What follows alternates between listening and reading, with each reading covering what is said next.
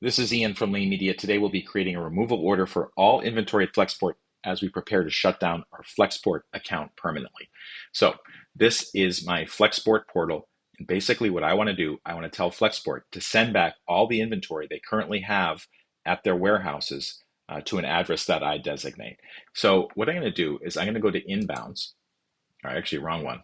I want to go to inventory. And you can see that I have a whole bunch of inventory there. It's a couple hundred units of various products. What I'm going to do is I'm going to start selecting the products for which there is inventory in DTC fulfillment. So I'm going to go through and select all of them.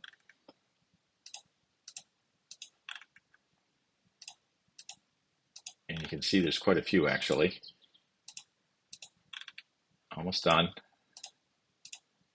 And I think that's it. Yep, that's it. So I've already selected all of the ASINs or SKUs for which I have inventory at Flexport.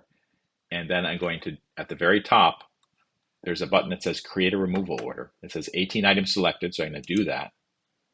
And then at this point, basically what I'm going to be doing is I'm going to be telling it to send it to my home or a warehouse that I designate. What Flexport does not want you to do is to send it to another 3PL provider because that's where problems can occur, they said. Also, if you're using Amazon, they recommend not doing that.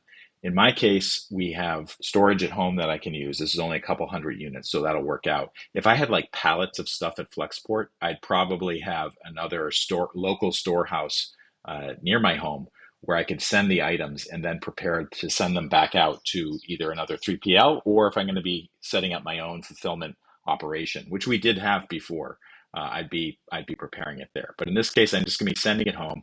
It's just a couple hundred units, and at that point, my Flexport inventory will no longer be available there, and I'm going to shut down the Flexport account. I've created a couple videos explaining why I'm shutting down the Flexport account, but the big one was Flexport announced in the middle of 2025 that if you don't spend more than $500 at Flexport per month, they're going to charge you $500. So I was like, I'm not good with that because my products, they're seasonal. Some months I don't have many orders at all. Other months I have a lot, and I'm not going to be paying hundreds of extra dollars per month for service not being provided just because they want to scrape more minimum fees off of small sellers like myself. This is Ian from Lean Media. If this video helped, please take a moment to like it and follow me, and I'll see you next time.